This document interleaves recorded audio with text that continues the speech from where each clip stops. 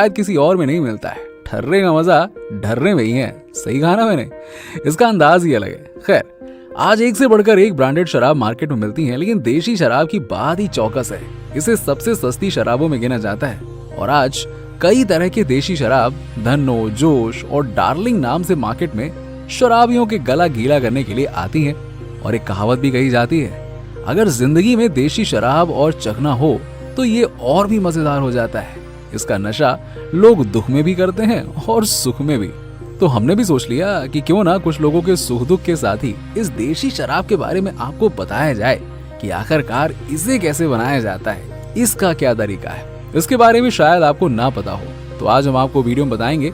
तो बिना पलक झपकाए ही वीडियो में बने रहिएगा हमारे साथ एंड तक। दोस्तों, देशी शराब बनाने का तरीका बिल्कुल देशी शब्द की तरह ही देसी है। इसे बड़ी फैक्ट्री में नहीं बल्कि लोकल फैक्ट्री में बनाया जाता है, जहां इसका प्रोसेस तो बहुत छोटा और आसान होता है, लेकिन स्वाद और असर बहुत ही तगड़ा होता है और इसी तगड़े असर के लोग दीवाने रहते हैं। नेचुरल रूप से बनाई गई ये शराब बहुत ही ज्यादा नशीली होती है। इसे एक खास तरह के पेड़ के फूल से बनाया जाता है जो आसानी से नहीं मिलती है। दोस्तों, देशी शराब, जिसे हम आम बोलचाल की भाषा में दारू भी कहते हैं, ये देशी तरीके से गांव देहात में बनाई जाती है। अब आपको बता दें कि देशी शराब बनाने के लिए शुरुआत लोकल फैक्ट्री से करते हैं। इसे बनाने के लिए सबसे पहले महुआ के फूलों को लाया जाता है और इसका फूल जंगलों में पाए जाने वाले महुआ के पेड़ से मिलता है। ये फूल साल में एक बार आते हैं। अब जब ये पक जाते हैं तो इन्हें तोड़कर इकट्ठा कर लिया जाता है और सूखने के लिए रख दिया जाता है। इन्हें कड़ी धूप में रखा जाता है जिससे ये अच्छे से सूख जाए।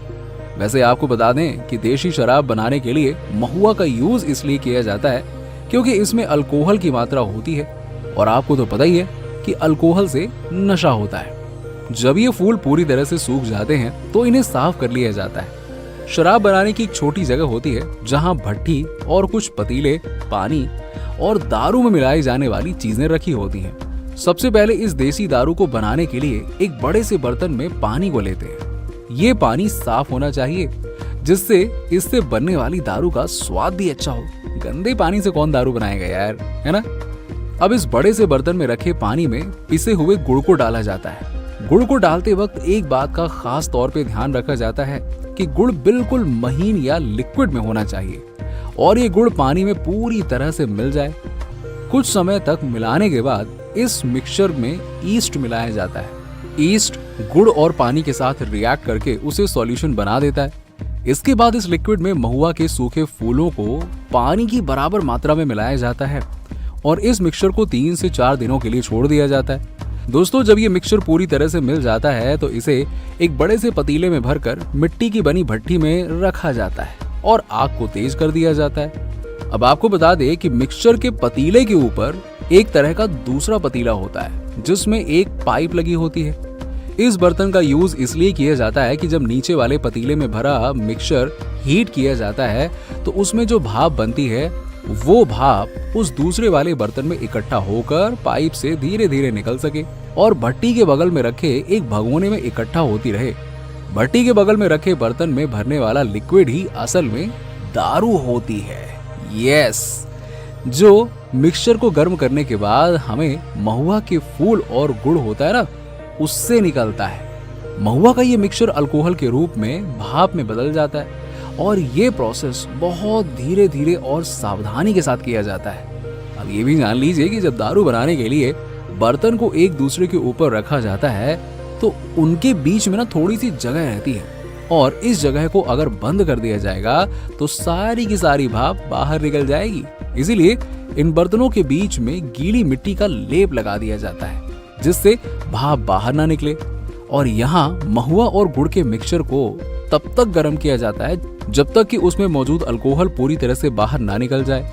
अब बर्तन में इकट्ठा दारू जो कि बहुत गर्म होती है उसे ठंडे पानी में रख दिया जाता है जिससे ये थोड़ी देर में ठंडी हो जाती है और ठंडी होने के बाद आप इसे किसी तीसरे बर्तन में छान लेते हैं। अब पूरी तरह से देशी शराब पीने के लिए तैयार हो जाती है। लो, बन गई और क्या। ये तो रहा देशी शराब बनाने का तरीका, लेकिन ऐसा भी कहा जाता है कि सब लोग देशी शराब के शौकीन नहीं होते हैं। ये लोग ब्रांडेड शराब के शौकीन होते हैं और ये ब्रांडेड शराब ना बहुत महंगी होती है। ये शराब दुनिया की महंगी शराब होती है जो आसानी से उपलब्ध भी नहीं होती है। अभी आपने सबसे सस्ती शराब बनाने के प्रोसेस को देखा।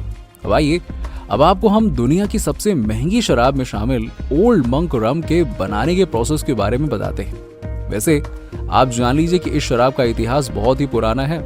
ये हजारों सालों से बनाई जाती है और इसका स्वाद बेमिसाल होता है। इस रम को बड़ी बड़ी महफिल में देखा जाता है और कुछ लोग इसे पानी के साथ लेते हैं और कुछ लोग कोल्ड ड्रिंक के साथ इसका आनंद लेते हैं। ओल्ड मंक रम पीने से शामों के रंग बदल जाते हैं। आइए हम आपको ले चलते हैं बहमास के उन जंगलों में जो 300 साल पुराने हैं, जहां इस ओल्ड मंक रम की उत्पत्ति हुई थी। रम बनाए जाने की कहानी इसके स्वाद से भी ज्यादा दिलचस्प है।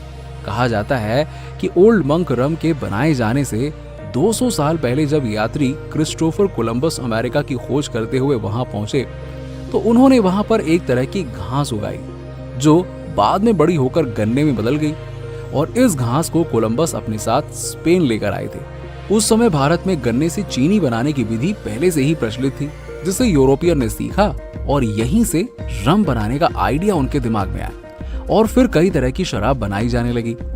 रम को बनाने के लिए गन्ने की नहीं बल्कि गन्ने की खोई का यूज किया जाता है, क्योंकि खोई में ऐसे तत्व पाए जाते हैं जो अल्कोहल में बदल जाते हैं और आसान शब्दों में इसे शीरा कहते हैं।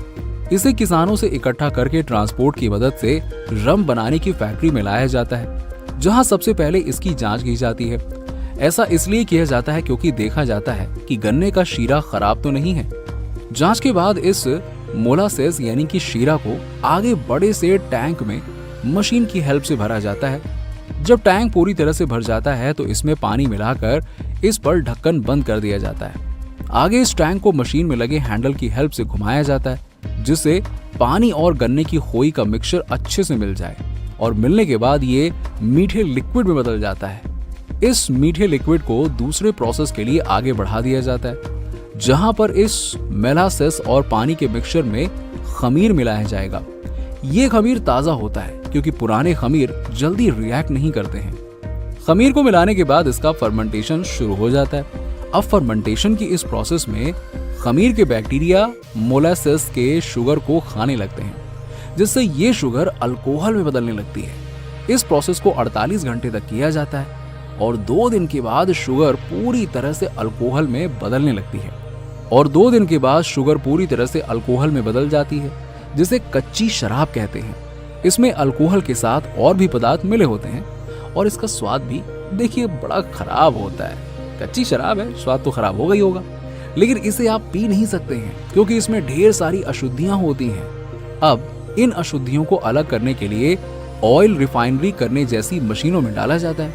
ये मशीन ऐसी होती हैं कि जब कच्ची शराब को इसमें बने एक स्टील के टैंक में डाला जाता है और इस स्टील के टैंक को हीट किया जाता है, इसका टेम्परेचर इतना रखा जाता है कि जो अशुद्धियां मिली हो वो भाप में बदल जाएं।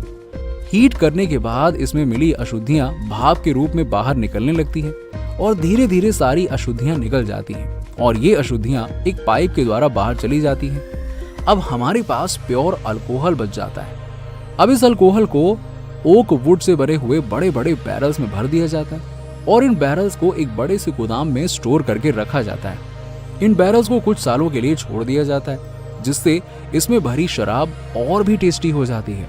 जब ये पूरी तरह से बनके तैयार हो जाता है तो इसे मशीन की हेल्प से बोतल में भरा जाता है। अब बोतल में भरने के बाद नेक्स्ट मशीन में लेबल लगाने के लिए कन्वेयर बेल्ट की हेल्प से भेज दिया जाता है। उस मशीन में एक एक करके लेबल लगा दिया जाता है और मोंक रम एक बॉक्स में इकट्ठा हो जाती है, जिस पर सील लगाकर गोदाम में भेज दिया जाता है। इस पर कंपनी का लोगो भी लगा दिया जाता है जो इसके ब्रांड को दिखाता है। अब ये मार्केट में जाने के लिए देखिए पूरी तरह से हो जाती है तैयार। ले जाओ मार्केट में बेचो इसको और क्या, और इसे ठंडे पानी के साथ बढ़िया तरीके से पिया जा सकता है। और ये शराब महंगी इसलिए होती है क्योंकि इसको बनाने में 10 से 15 सालों का समय लगता है और इसके इंग्रेडिएंट्स बहुत महंगे होते हैं। अब आपको बता दें कि इस शराब को ज्यादातर विदेशी लोग ही पीते हैं। वैसे शराब चाहे जितनी भी महंगी हो और अच्छी हो, उसे पीना नहीं चाहिए। मेरी तो यही राय है। बाकी आपकी क्या राय है कमेंट सेक्शन में कमेंट करके बताइए। फैक्ट्री मेकिंग की ऐसे ही और भी वीडियोस हम लाते रहेंगे। मिलते हैं आपसे अगले वीडियो में। जाते जाते वीडियो को लाइक और चैनल को